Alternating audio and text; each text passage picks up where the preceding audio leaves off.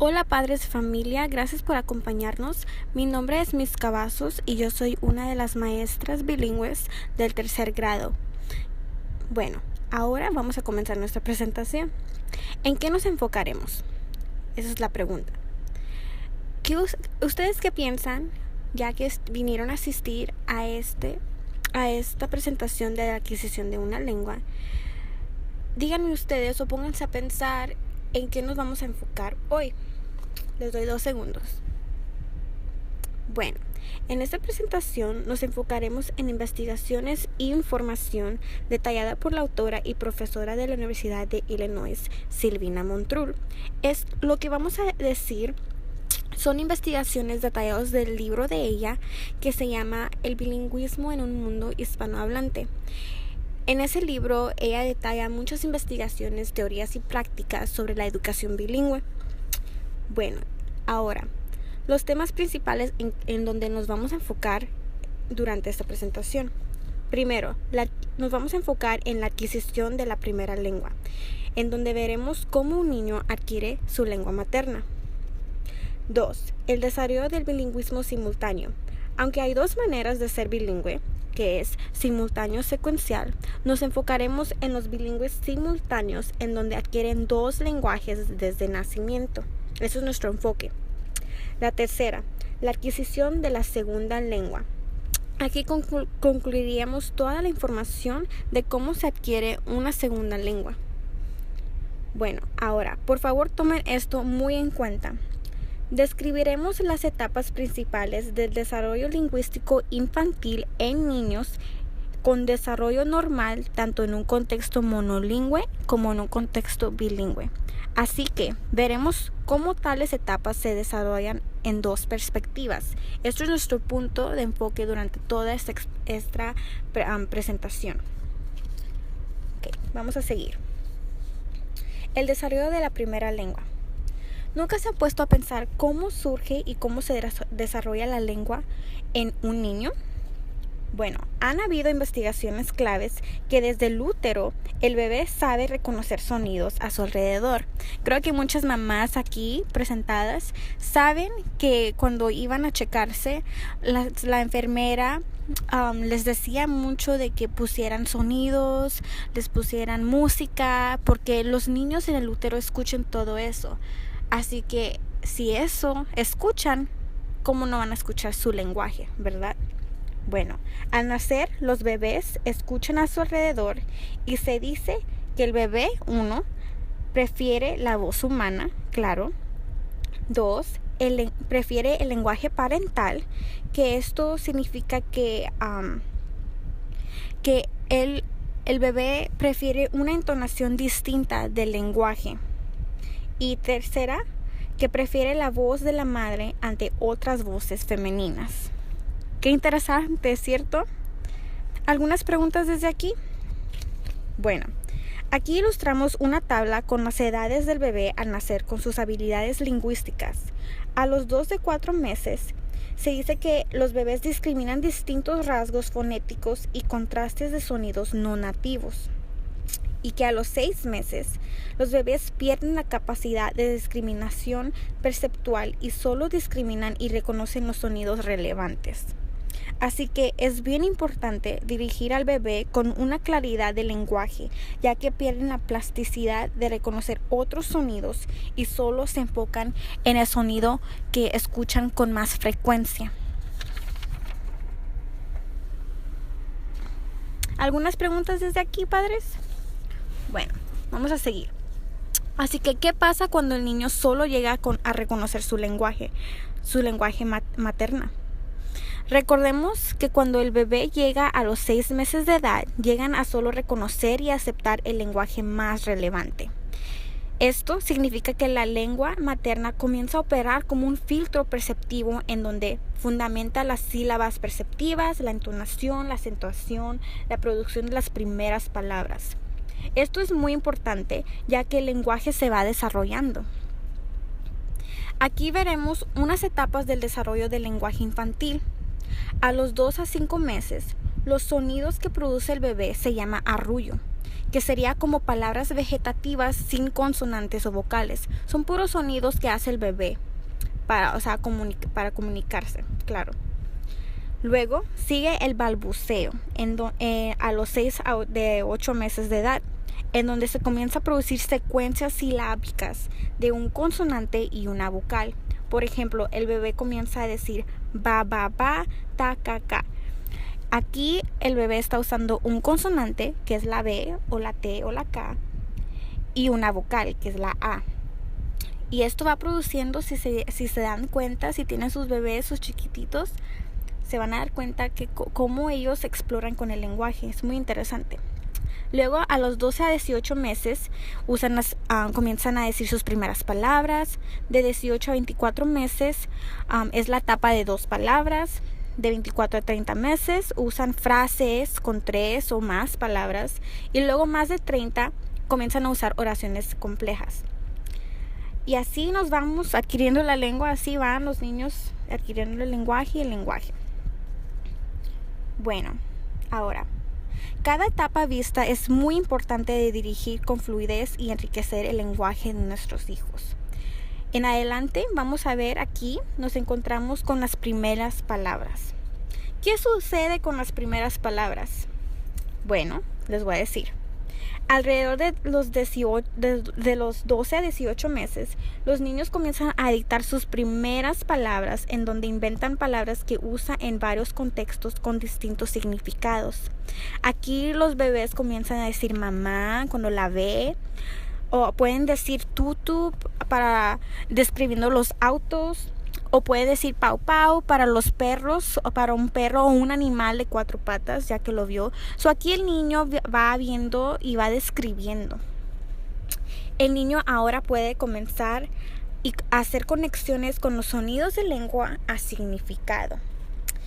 Así que estas primeras palabras son generalmente de 1 o 2 sílabas. Son fáciles de producir y son caracterizadas por acortamiento, reduplicación y la armonía. Bueno, aquí los niños ya van trabajando en su sintáctica, van comenzando a hacer conexiones con los significados, comienzan a describir objetos, personas, nombres. Eso es muy importante, las primeras palabras. Bueno, aquí vemos que hay 2 elementos presentados. Uno es la fonología y luego la sintáctica. En la fonología hay un proceso que se llama el adelantamiento.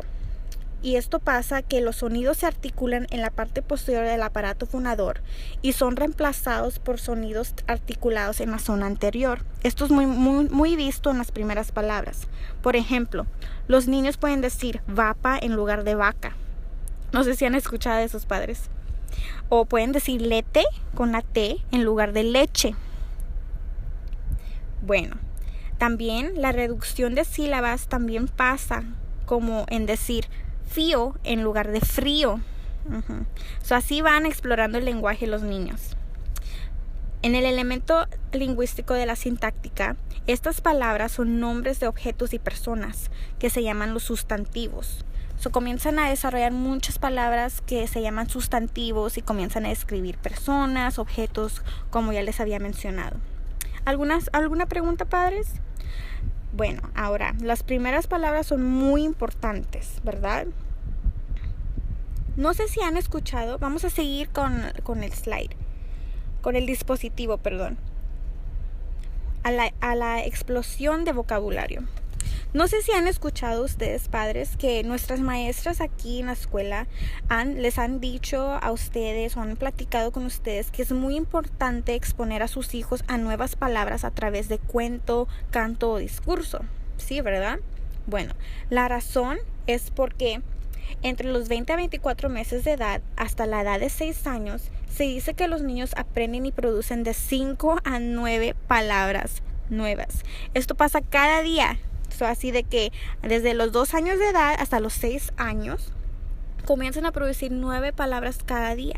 Si agregamos todas esas palabras que aprenden y llegan a los 6 años, se dice que pueden tener en su mente aprendidas 16,425 palabras. Qué maravilla, ¿verdad? Bueno, así que los niños tienen un conocimiento lingüístico abstracto y sofisticado de la estructura de la lengua a una edad muy temprana. En nuestras aulas nos enfocamos mucho en desarrollar el vocabulario del estudiante, ya sea usando su conocimiento previo, exponiéndolos a los estudiantes a palabras en el salón y por lectura. Es muy extremadamente importante exponer a nuestros estudiantes, que son sus hijos, a palabras nuevas, porque como dice esta investigación, que ellos aprenden de 5 a 9 palabras, necesitamos que ellos vayan desarrollando el lenguaje. Si es su segundo o su primer lenguaje, necesitamos ayudarlos a practicar, a desarrollar el vocabulario. Bueno, vamos a ver ahora los errores de sobregeneralización morfológica. Estas 3 etapas demuestran los errores en donde los estudiantes pueden enfrentar al practicar la lengua.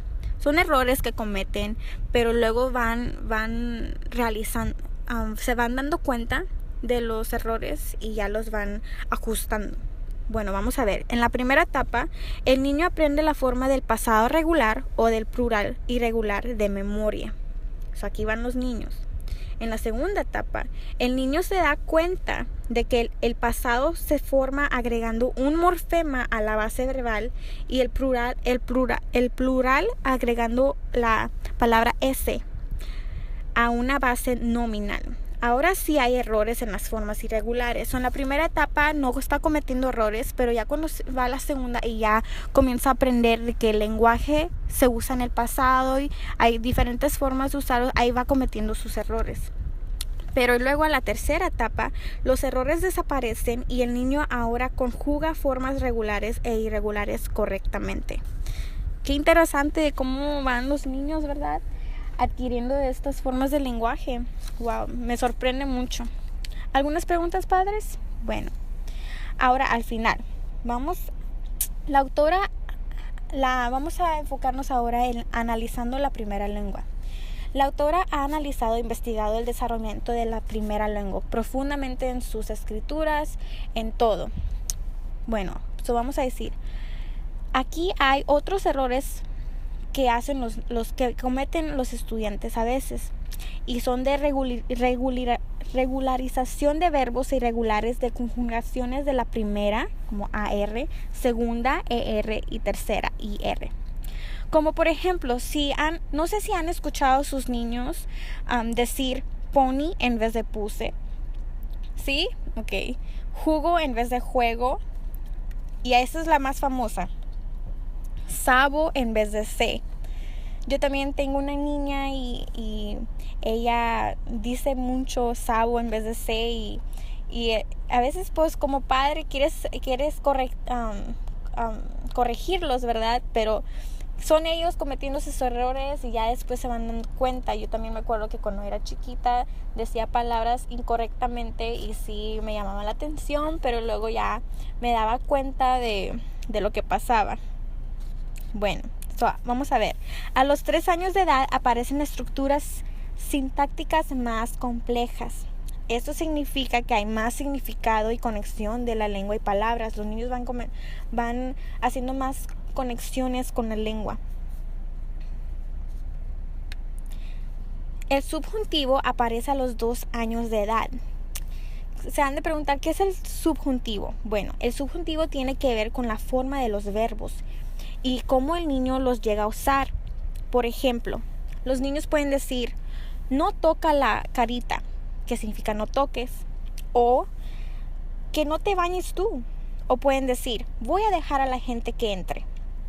En estos ejemplos los verbos fueron tocar, bañar y dejar, ¿cierto? Bueno, los niños lo usan muy bien, usan los verbos muy bien, porque ya se saben que hay palabras que se describen para las acciones. Así que van jugando con la lengua y ya van notando de que van diciendo y produciendo estos subjuntivos. La autora en su libro llega a decirnos, a través de toda esta información que cogimos, ¿verdad? Va diciendo esta frase que quiero que ustedes tengan mucho en mente, ¿ok? Se dice, aunque no sabemos cuándo una lengua materna se considera adquirida, sabemos que para cuando un niño llega a la edad adulta es considerado un hablante nativo de su lengua primera o materna con un conocimiento estable de la misma. Así que padres, es muy importante cuidar y valorar las primeras palabras de nuestros hijos y exponerlos a palabras cada día. Ya sabemos que los niños, los bebés se van dando cuenta de su lenguaje desde el útero, así que es muy importante enseñarles a valorar su lenguaje a través de todos estos ejercicios que les puse por ejemplo.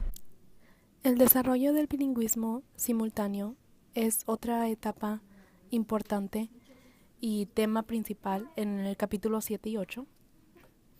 El bilingüismo simultáneo sucede cuando un niño nace en una familia en la que se puede practicar los dos idiomas desde el momento que nace. Tenemos, por ejemplo, un padre, una lengua. Esto sería como un matrimonio donde los padres hablan distintas lenguas y cada padre le habla al niño en su lengua materna, casi por lo general. Entonces el niño crece con un input separado, donde las lenguas no se mezclan. Y el input lingüístico, o sea, las lenguas que el niño está escuchando, va a ser en los dos idiomas. Por eso se crea un bilingüe simultáneo, que significa que va a aprender los dos idiomas desde que nace. A veces los niños reciben también cuidado en un contexto en el que se le habla la lengua mayoritaria. Por ejemplo, este sería el bilingüe en otro contexto, que sería en una guardería o con una niñera. Ahí es donde los niños aprenden la lengua de la comunidad y en su casa la lengua de la familia. Entonces también serían bilingües simultáneos. A veces los padres toman decisiones conscientes e inconscientes acerca de la lengua que desean que sus hijos practiquen. Esto sucede por las diferentes actitudes, autoestima lingüístico y utilidad social de cada quien. Por ejemplo, hay padres que les encanta que sus hijos practiquen su idioma materno porque es algo importante para comunicarse con la familia y algo cultural también. Pero también tenemos a los padres que igual sienten que el lenguaje materno no va a ser útil para el niño, entonces no quiere que lo practique. Por ejemplo, tenemos aquí en la frontera el idioma español, que es la lengua minoritaria, entonces muchos padres no quieren que sus hijos lo practiquen porque quieren que aprendan el inglés, sienten que quizás si practican el español pueda ser más difícil para que sus hijos aprendan el inglés o que se puedan confundir o mezclar las lenguas y es algo que ellos no quieren. Pero por lo general ya se está usando un poco más el bilingüismo, que es algo muy bueno para los niños. Un niño bilingüe construye un sistema lingüístico mental para ambas lenguas que entiende basándose en las claves acústicas que estas lenguas tienen.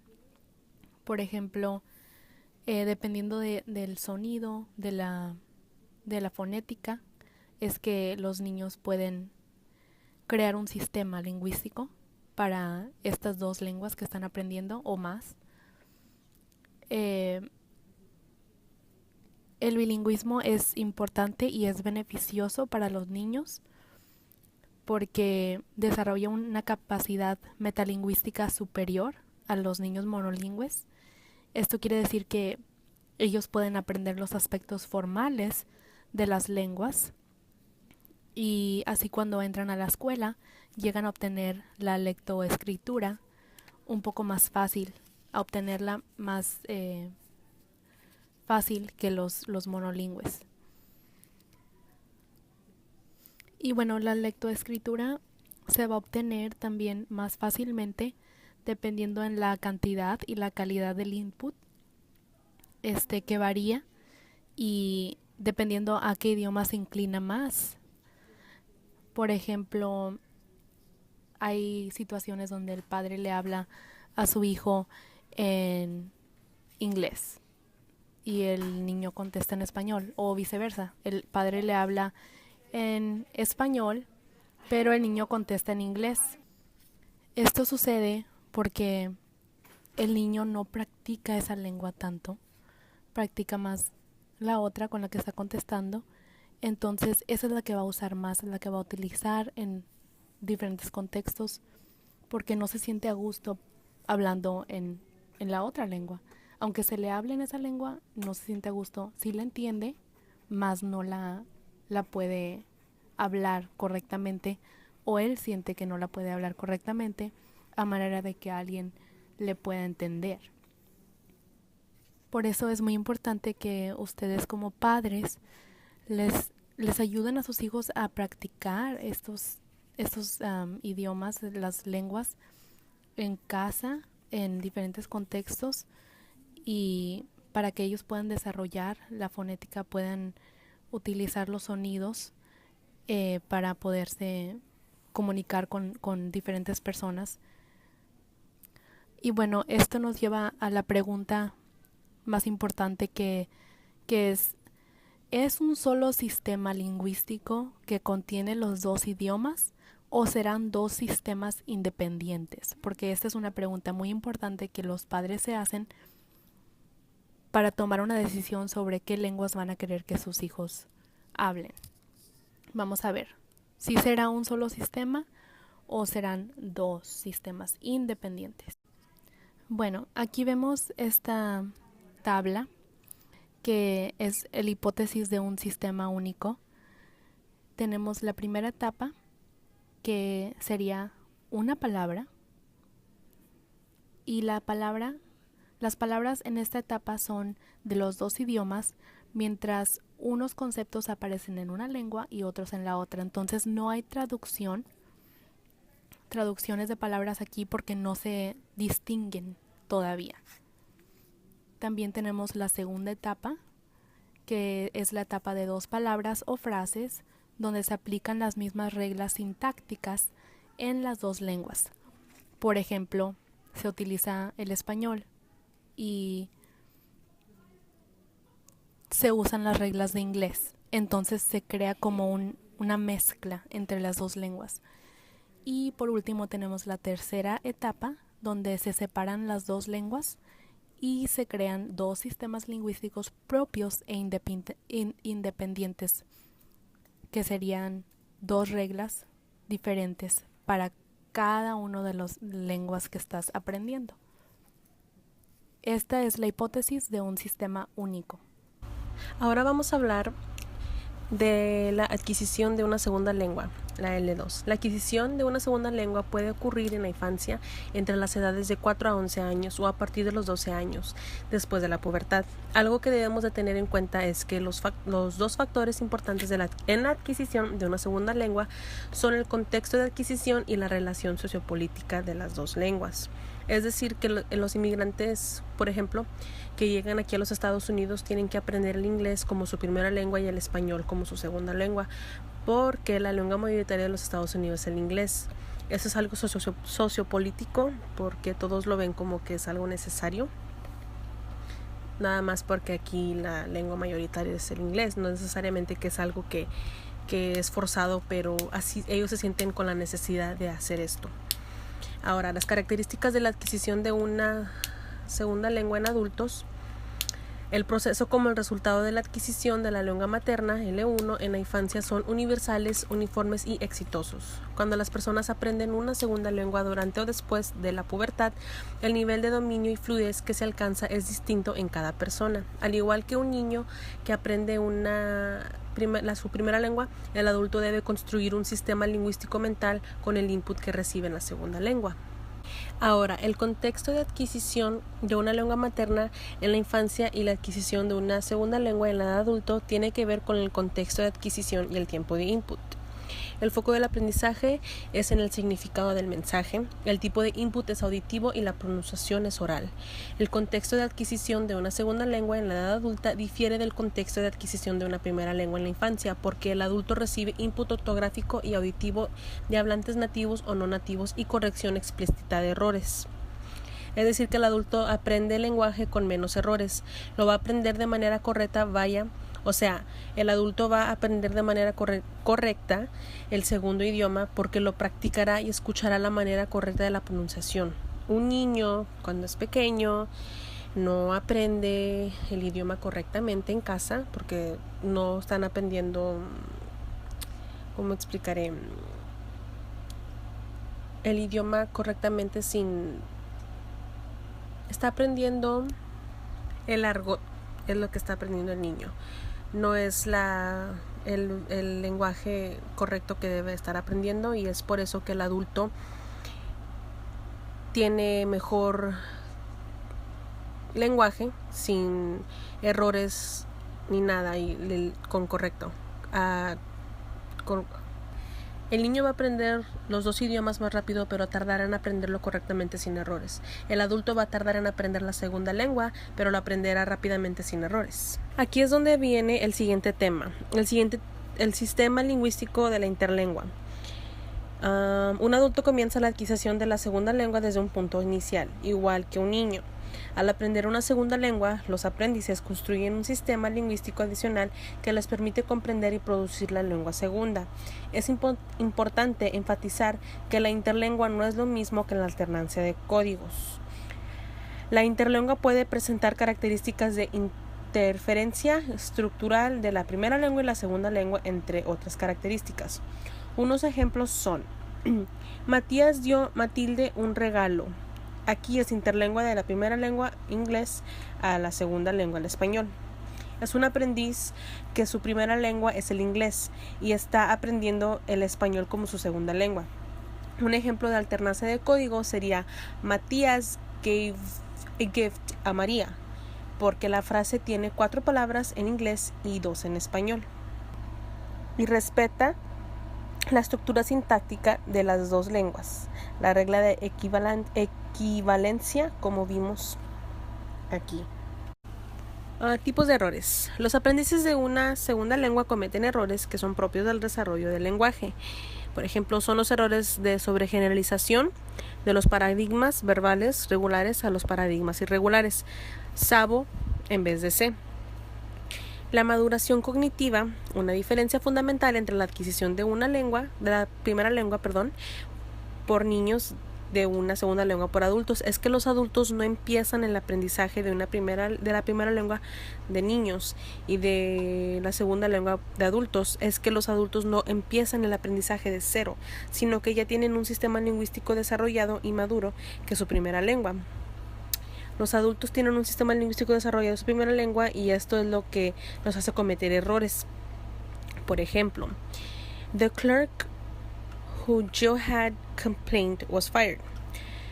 Todos estos tipos de errores de transferencia son comunes en la fonología también. Esta oración es incorrecta porque le faltan las preposiciones. Estos errores se van a ir arreglando a como pasa el tiempo. Van a empezar a escuchar cómo se dice correctamente, se van a aprender muy bien las reglas de los dos lenguajes, de las dos lenguas, o de todas las lenguas que ellos sepan, y ya automáticamente ellos van a empezar a corregirse y van a saber cómo alternar de códigos. Claro, sin embargo, también existe la folización, que es un fenómeno de estancamiento cuando el aprendiz no puede superar una serie de errores. Esto es cuando un adulto queda con un patrón congelado y sigue diciendo cosas que no están gramáticamente correctas. Son errores que se quedan infiltrados y marcados, a pesar de estar totalmente inmerso en el ambiente de la segunda lengua o de haber recibido instrucción y corrección. Y tenemos que tener en cuenta que la folización se puede dar en cualquier etapa del aprendizaje de una segunda lengua, ya sea inicial, intermedia o muy avanzada. Y es cuando vamos a nuestro siguiente tema. La adquisición de una lengua segunda los factores afectivos en esta parte es la motivación. La motivación es un fenómeno muy complejo con raíces internas. La primera es motivación intrínseca. Esto significa la interna. Es cuando alguien tiene la necesidad y el deseo de hacer algo. Por ejemplo, si tienen a un individuo que está aprendiendo la lengua segunda y realmente quiere aprenderla, haría todo lo posible para hacerlo. Por ejemplo, él solo estudiaría, él solo se motivaría a leer y hablarlo en momentos tal vez temorosos, y finalmente él le naciera y buscara la forma de aprender y mejorar su lengua. La segunda parte es la motivación extrínseca. Esto significa externa. Es cuando alguien decide hacer algo para alcanzar un objeto impuesto por factores externos. Por ejemplo, si la persona realmente no le nace aprender la segunda lengua, es cuando tiene que hacerlo, donde debe hacerlo, donde lo están casi obligando a hacerlo.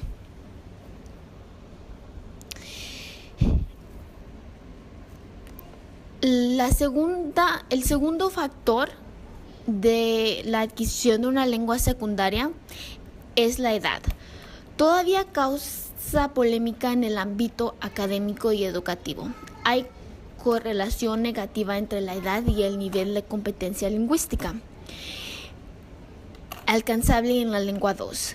Cuanto más joven es la persona que aprende la lengua 2, mejor son los resultados de adquisición de la segunda lengua. Un periodo biológico sensible, y si no ocurre dentro de este tiempo, la adquisición de una lengua no es óptima.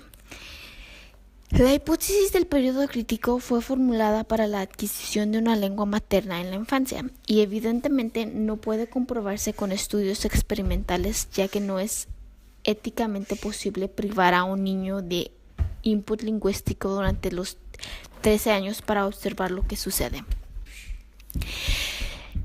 Esta hipótesis sugiere que la capacidad para adquirir el lenguaje merma al alcanzar la pubertad, dado que el cerebro pierde plasticidad, circunstancia que implica una disminución sensible de la capacidad para aprender una lengua. Que mientras un niño aprende la segunda lengua, entre la infancia hasta los 12 años, puede tener más eficacia en aprender mejor la lengua que una persona que empieza a aprender la lengua después de la pubertad. La rapidez de aprendizaje de una segunda lengua en la adquisición de una lengua segunda es si el niño o estudiante llega a aprender la segunda lengua, es capaz de desarrollar competencia nativa de la segunda lengua. Y hay que recordar que el proceso es largo. La rapidez de aprendizaje de la segunda lengua varía con el entorno del estudiante. La rapidez de aprendizaje de una segunda lengua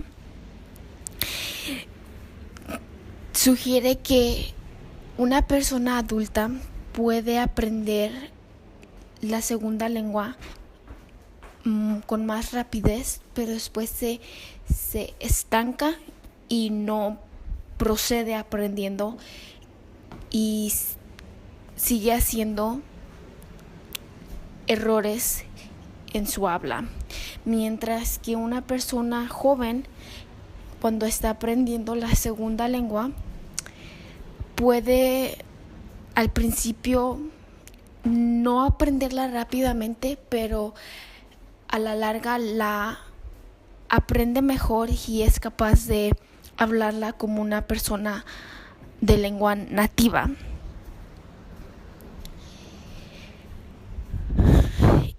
Unos de las características individuales, dependiendo también, es las tendencias a ser extrovertido y sociable, y las características situacionales, que es cuando la estructura de la clase y a las oportunidades de usar esa nueva lengua que la persona está aprendiendo. En síntesis, aprendimos que la adquisición de una lengua segunda es un proceso lingüístico y muy complejo que comparte algunas similitudes con la adquisición de la lengua materna, pero también tiene características propias del aprendizaje en una edad madura. También aprendimos que las personas adultas de una lengua, que en este caso es la segunda adquisición, cometen errores de transferencia de su lengua materna y errores que son típicos de la interlengua, que no están relacionados con el conocimiento de otra lengua. En este caso, y un ejemplo soy yo. Posibles causas de la fosilización y la inhabilidad de aprender la segunda lengua a nivel nativo tiene bases biológicas y se han aplicado de acuerdo a la hipótesis del periodo crítico. En un contexto formal, los adultos aprenden más rápido en una etapa inicial, mientras que los aprendices más jóvenes aprenden más rápido en etapas posteriores. Gracias por su atención. Aquí están nuestros correos electrónicos de todos nosotras las maestras bilingües, y nuestras horas de oficina las tienen en el panfleto que les pasamos al principio de la junta. Y este es el correo, como les dije, y cualquier pregunta aquí nos pueden encontrar.